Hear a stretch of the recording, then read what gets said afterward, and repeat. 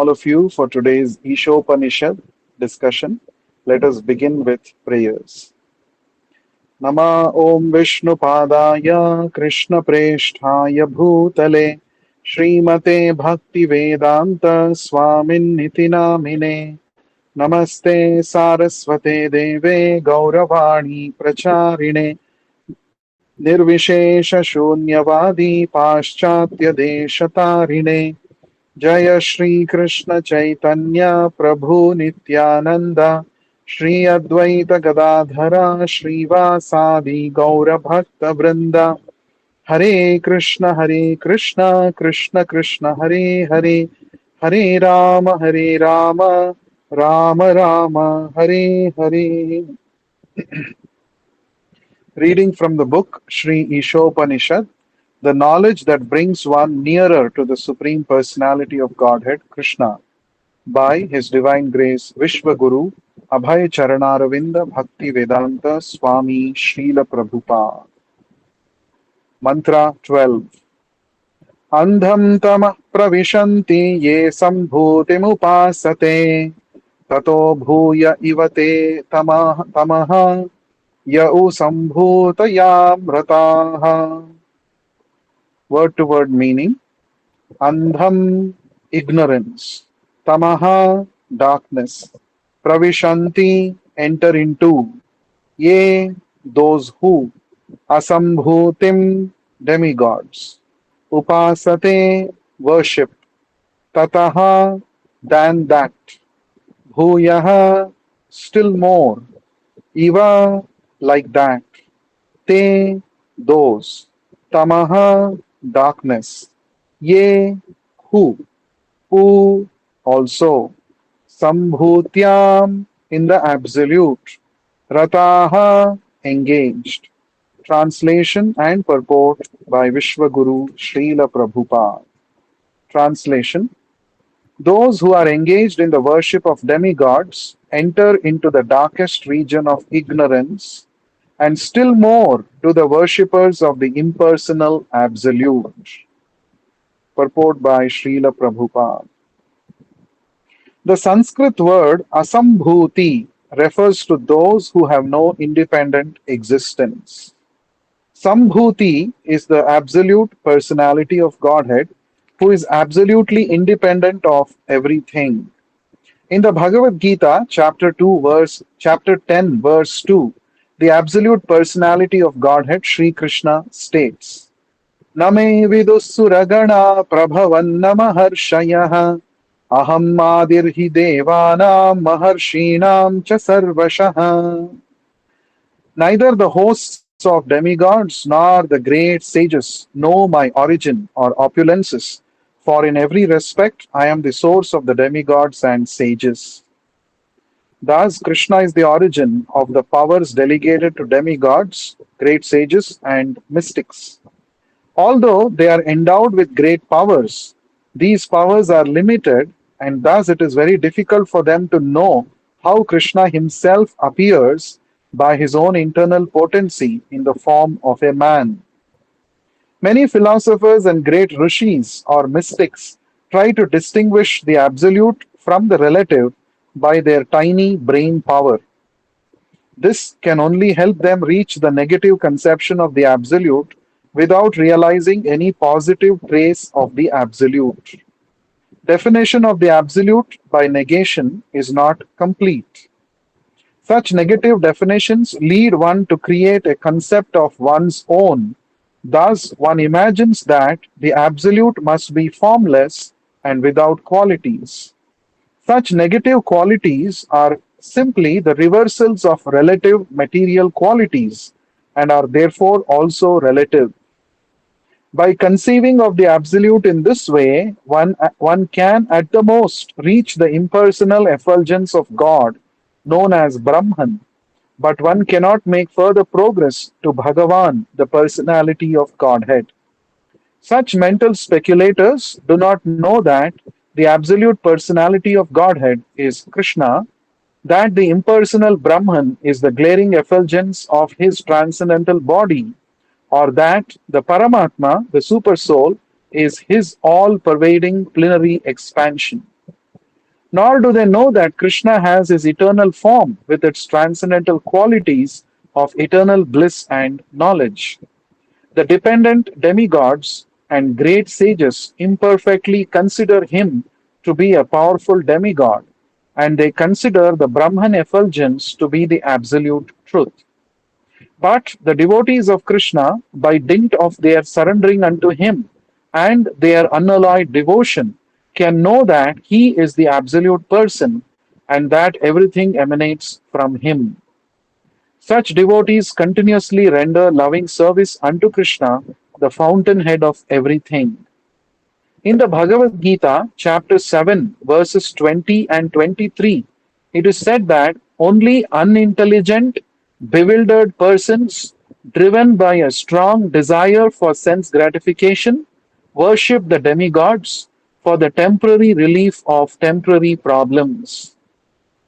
Since the living being is materially entangled, he has to be relieved from material bondage entirely to attain permanent relief on the spiritual plane where eternal life, eternal bliss, life, and knowledge exist. Sri Ishopanishad therefore instructs that we should not seek temporary relief of our difficulties by worshipping the dependent demigods who can bestow only temporary benefit. Rather, we must worship the absolute personality of Godhead, Krishna, who is all attractive and who can bestow upon us complete freedom from material bondage by taking us back home, back to Godhead. It is stated in the Bhagavad Gita, chapter 7, verse 23, that the worshippers of the demigods can go to the planets of the demigods. The moon worshippers can go to the moon, the sun worshippers to the sun, etc. Modern scientists are now venturing to the moon with the help of rockets, but this is not really a new attempt. With their advanced consciousness, human beings are naturally inclined to travel in outer space and to reach other planets, either by spaceships, mystic powers, or demigod worship. In the Vedic scriptures, it is said that one can reach other planets by any one of these three ways, but the most common way is by worshipping the demigod presiding over a particular planet.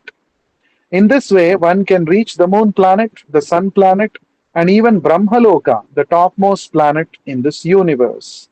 However, all planets in the material universe are temporary residences. The only permanent planets are the Vaikuntha Lokas.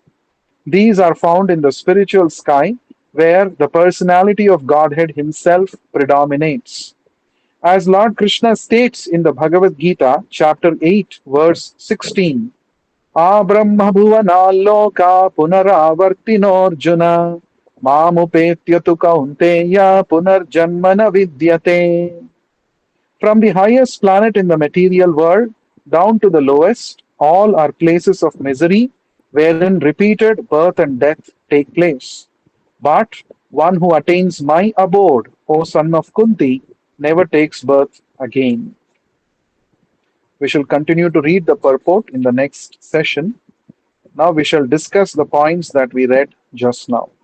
So today we are starting our discussion of a new mantra, the next mantra of the Ishopanishad. This is the mantra 12.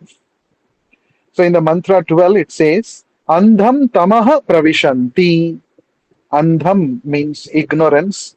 Tamaha means darkness. Pravishanti means to enter. Ye means those people. Asambhutim upasate. Asambhutim here refers to the Devatas. Why Asambhutim refers to the Devatas? That is explained by Srila Prabhupada in the purport. Asambhuti, the Sanskrit word, means those who have no independent existence. And we know there are 33 crore Devatas revealed in the Vedic scriptures, and all these Devatas have no independent existence. They are all called Devatas. They all have the capacity to bestow benedictions upon their worshippers, but they are getting these empowerments from the Supreme Lord.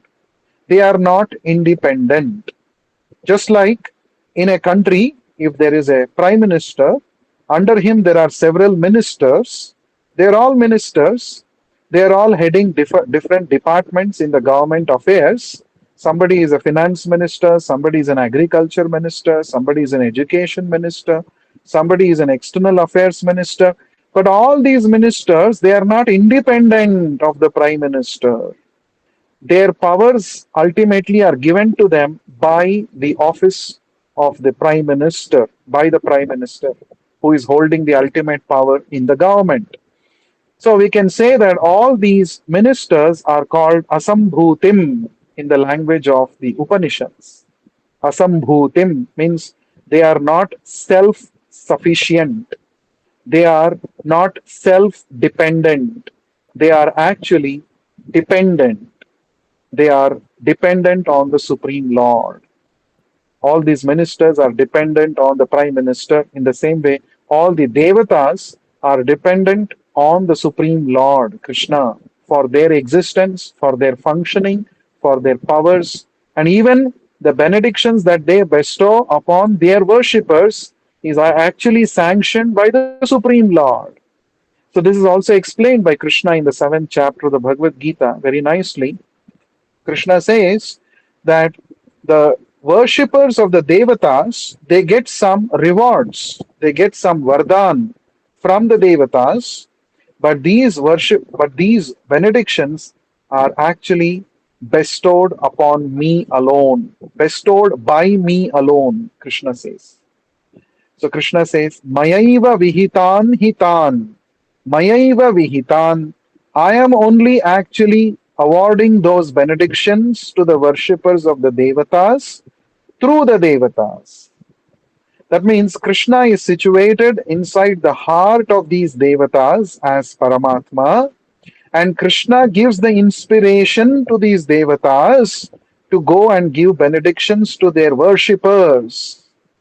And Krishna, through these Devatas, blesses those worshippers of the Devatas.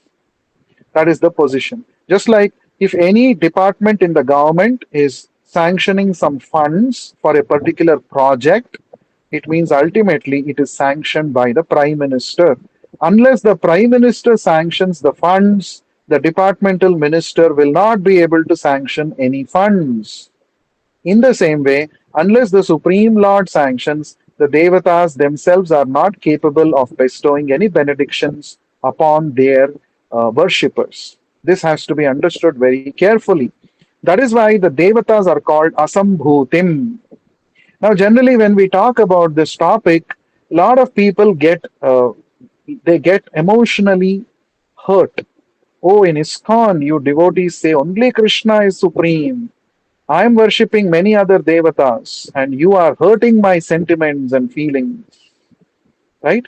So people become little, not little, very much, they become disturbed. But we should not approach this subject matter out of sentiments. We have to understand this from the authoritative scriptures like the Ishopanishad.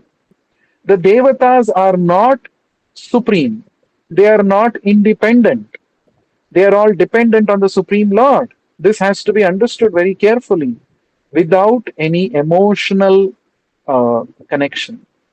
This is very important. Now, some people say in the scriptures there is the concept of Ishta Devata that is recommended. For me, some Devata is Ishta Devata. Ishta Devata means what? I like this Devata. I have an affinity towards this Devata, or I have an affinity towards some other Devata. So the Vedas only are sanctioning Ishta Devata. So why you are saying don't worship anybody, worship only Krishna? Now the answer to this question is yes, you may have an inclination towards a particular Devata, but we should understand the fact also that this Ishta Devata is also getting his powers from the Supreme Lord. This is what we are stating. This is what the scriptures are stating. In fact, the Ishta Devatas or so many Devatas, for their moksha, for their mukti, they are also dependent on the Supreme Personality of Godhead. This is revealed in a particular mantra in the Rig Veda. It says, Om Vishno Yat Paramam Padam Sada Pashyanti Surayah. Surayah means all the suras, all the devatas. What are they doing? Vishnoho Yat Paramam Padam Sada Pashyanti. They are always looking up to the lotus feet of Lord Vishnu, which is the supreme destination. So, Lord Vishnu's abode, Vaikuntha, or Lord Vishnu's lotus feet, is the supreme destination, which is worshipped. The Lord Vishnu's lotus feet are worshipped even by great devatas, Surayaha. So, there is no ego clash among the devatas. There is no confusion among the devatas about who is the supreme Lord. Confusion exists only among us. And mostly it is because we have a very sentimental approach towards the subject matter, and also because it becomes an ego question. Oh, my God, the God whom I am worshipping is greater than your God. This is an ego question. It becomes a question of one's ego and sentiments. That is when this discussion becomes a little uh, rough, or a little, it goes to the wrong track. But we should simply accept the version of the Vedas and the Upanishads, which is the actual, which are presenting the actual truth as it is. It is not, we cannot sit here on the earthly planet and debate and discuss and decide for ourselves who is the supreme. It is not by popular vote that somebody can choose who is the supreme Lord. It is not that way. It has to be based on authoritative knowledge revealed in the scriptures. So the devatas are definitely asambhutim, means they are not independent. They are all dependent on the Supreme Lord. Another famous mantra which comes in the Vedas says, the meaning of which says that out of fear of the Supreme Lord, the fire god burns. Out of fear of the Supreme Lord, the wind blows. Out of fear of the Supreme Lord, the rain god sends rain. Out of fear of the Supreme Lord, Yamaraja takes away the living entities to his own abode. That means from this mantra, what is the meaning? What is the meaning of this? All the different devatas, they are working under the fear of the Supreme Lord. But that means they are all controlled by the instructions, by the orders of the Supreme Lord, Krishna. Now, who is that Supreme Lord is the next question. That Supreme Lord is, he is described in the pages of Bhagavad Gita, Bhagavatam, even in the Vedas. For example, if you study the Vedas, you will find a passage which says, Brahmanyo Devaki Putraha, Brahmanyo Madhusudanaha. Now, this is a Vedic mantra. It comes many times in different parts of the Vedas and the Upanishads. And according to this, it says, Brahmanyo Devaki Putra. The Lord who appeared as the son of Mother Devaki, he is Brahmanya. He is the supreme absolute Brahman. He is the supreme absolute truth. And he is Brahmanyo Madhusudanaha. And the same Supreme Lord who actually destroyed the demon called Madhu, he is that absolute truth. He is Brahmanya. Many people have this opinion that the name Krishna or Vishnu appears only in the Puranas, and in the Vedas and the Upanishads you will not find the mention of the name of Krishna and Vishnu, but that is not a fact. You will find n number of references referring to Lord Krishna or Vishnu as the supreme absolute truth in the Vedas and Upanishads also. Just like what I quoted now, Brahmanyo Devaki Putraha, Brahmanyo Madhusudanaha, it is part of the Upanishads. So, and the previous mantra which I quoted, Om Tad Vishnoho Paramam Padam. So the name of Vishnu is present there, and that is from the Rig Veda. So, from this references, we understand the Vedas are all pointing towards one supreme absolute truth, the Supreme Lord, Vishnu or Krishna. There cannot be multiple Supreme Lords. Just like in a country, there cannot be multiple prime ministers. isn't it? There can be many ministers, but the prime minister, prime means important, in whom the ultimate power of the government is vested, that prime minister can be only one, isn't it? That is logical also. In the same way, there are multi demigods, devatas, but there is one supreme absolute truth, Bhagavan Krishna. This is the version of Vyasadeva. Vyasadeva, in his full, complete spiritual maturity, he wrote the Srimad Bhagavatam.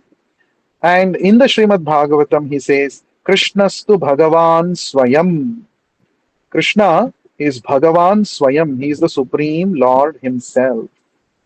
So, this we have to understand very carefully without any sentimental approach towards the topic. So, what is the Ishopanishad saying about those who asambhutim upasate? Upasana means to worship. Those who worship the dependent devatas, what is there? What happens to them?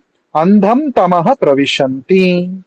The Upanishad is saying those who are engaged in the worship of the demigods enter into the darkest region of ignorance. Why it is said like this? Because those who worship the devatas without proper understanding, they consider the devatas to be the supreme. They consider the devatas that they are worshipping, Ishta Devata, to be the supreme authority.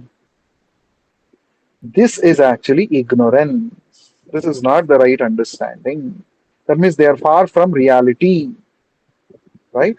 Now there are examples where the devotees of the Supreme Lord also worship the devatas. For example, the gopis of Vrindavan, they performed the Katyayini Vrata during the winter season. They would rise early in the morning, take a dip in the Yamuna river in that fierce, in that cold weather, and they would go and worship Durga Devi. And so you may say, oh, the gopis, you call them as the topmost devotees of the Supreme Lord. They are also worshipping the devatas. So worshipping the devatas is not wrong, but worshipping the devatas with the understanding that they are the supreme authority, they are independent, that is condemned here. That is wrong. If you go and tell, let's say, telecom minister or agriculture minister and say, you are the prime minister, then it is actually insulting that minister.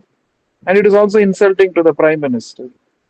No, he is only one of the ministers in the government. Ultimately, there is a different prime minister to whom he reports to. That is the right understanding. So the gopis worshipped Katyayani Devi, Durga Devi, but what was their understanding? They worshipped her as the energy of the Supreme Lord. And for what purpose they were worshipping? They worshipped Katyayani Devi because they wanted Krishna as their husband. They wanted to serve Krishna nicely. Therefore, they were taking the blessings of Mother Durga. So that is the right way. So you can worship devatas. Two things have to be kept in mind. The Vaishnavas also worship the devatas, but with 2 points, 2 important uh, features. First one is with understanding that the devatas are not independent of Krishna. They are all devotees of Krishna. That is the first right understanding. Second one is we should worship the devatas not for material benefits, but to seek their favor and blessings so that we become better servants or devotees of Krishna. That is the right mood to worship the devatas. So the gopis of Vrindavan, they wanted to increase their service and attachment to Krishna, and they knew that Durga Devi is already serving Krishna. She is such a great devotee of Krishna. If she recommends, if she blesses, then Krishna will accept us. That was the understanding. So, but those who worship the devatas, thinking that they are all in all, they are independent, they are all powerful, Sarva Shaktiman, with that understanding, if they are worshipping the devatas, then they are going to enter into the darkest region of ignorance. Andham tamaha pravishanti. This is what Ishopanishad is saying. So we should not go to the other extreme. Some people become sentimental, they understanding, they say, oh, only Krishna, all devatas, they are wrong. All devatas are bad, they are wrong. No, no, that is not the right understanding. One should not disrespectfully behave towards any devatas. Very important.